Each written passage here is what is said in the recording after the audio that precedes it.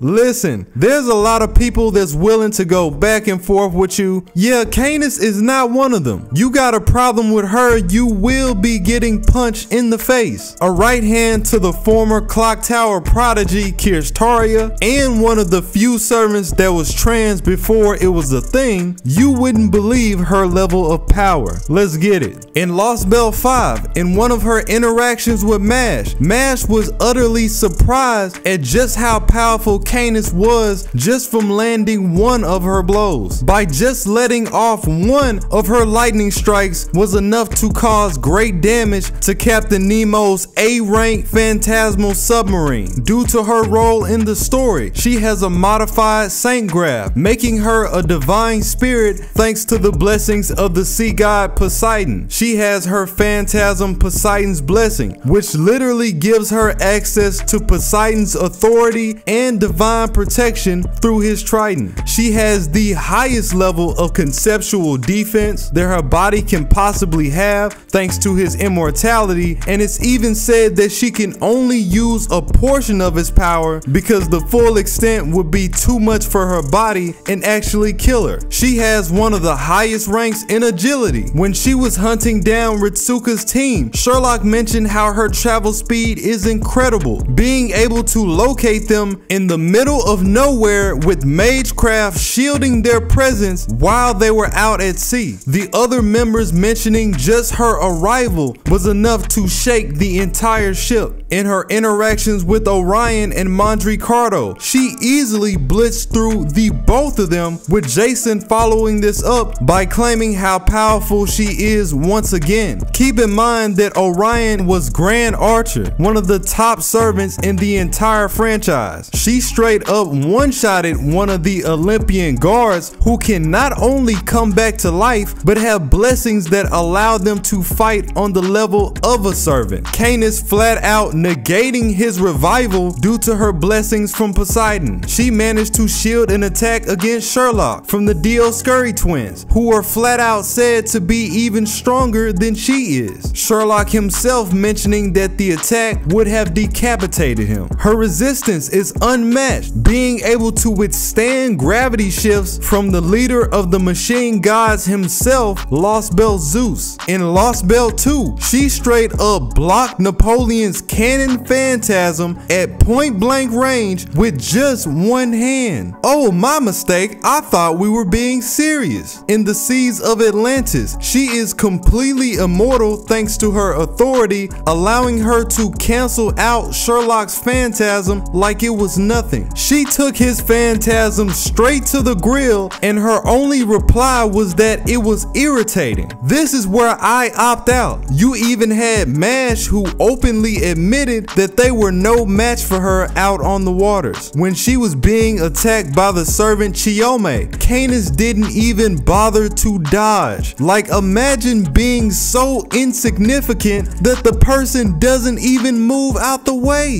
Holy! The only way that they did manage to harm her is through the possession of Poseidon's divine core, and even then it was only a scratch. She took a brutal beat down this way from the Grand Archer Orion and still managed to survive. She was flat out executed by Dioscuri, and just from someone slightly healing her spirit, she can completely will herself back to life. In her conversation with Makarios, she casually mentions that her body is capable of automatic healing. You have her unique divine armor, giving her the ability to not only withstand the lightning from Lost Belt Zeus, but also emerge from the attack unbothered. Again, let me point out the fact that just Zeus's thunderbolts have been compared to the cannon of Lost Belt Artemis, which is literally said to be powerful enough to destroy planets. You have the statement from Makarios saying that CAENIS can go at ultra speeds that would give even Hermes a run for his money. To put this into perspective, Hermes had the winged sandals that made him faster than any god at Mount Olympus, casually moving around at Mach speeds. When Musashi was being possessed, CAENIS had the speed and the skill to fend off her fatal attack against Mash. Caligula himself saying that just a fraction of Musashi's power was close to taking off their body parts, and she still blocked it. She canceled out the spell of Domon, whose magecraft we know is extremely powerful, being one of the apostles of the alien god. Towards the end of LB5, she was able to fully unleash her power, virtually becoming an avatar of Poseidon himself. Sherlock also reaffirming this by saying that in this form, she is a direct proxy of Poseidon. She was able to stagger the elite Demeter, who was not only one of the 12 machine god ringleaders and a descendant of Gaia, but she was also invulnerable due to her authority at the time. Once again, she blew away several servant level guards with her tidal wave phantasm, to the point where even she was surprised. She was one of the only few servants that helped wound the great lost belt Zeus, including Musashi and Grand Lancer Romulus, due to her being backed by the original Poseidon. She mentions that some of her powers can extend to the land just as much as they do in the sea. She negated the authority coming from Demeter that allowed her to continuously regenerate. Even when Zeus stepped in and took control of this authority, CAENIS negated the regeneration of her allies all the same. She is one of the only few spirits that can bounce between lost belts, being a direct hand to Kirch Taria's operations majority of the time. She was able to locate and rescue Burl from the middle of the ocean with no problem. She has an authority that allows her to freely cross the sea, being able to bring somebody with her on top of that. She had the mental endurance to block out Aphrodite's authority, which, as we saw, was strong enough to take complete control of Musashi's body. She is one of the only servants in the franchise with EX level madness enhancement, a level so high that she keeps the power boost and her sanity until you make her angry, of course. She's not even a berserker, by the way. From our conversations with Da Vinci, we know that she has a passive ability that allowed her to survive the Great Pit of Olympus, a location that by normal standards could swallow you into oblivion. When you talk about some of these strongest servants, CAENIS is out here wrestling the gods in her spare time, including the mightiest of them all, the overlord Zeus. Her unique skills carry great diversity through the strengths of Poseidon, and it does her great justice that she enjoys the act of fighting in the first place. I'm not gonna hold you, that A rank doesn't sound too bad right now, my guy. I can't disrespect her with anything else. Who's gonna come through and top the efforts of CAENIS next?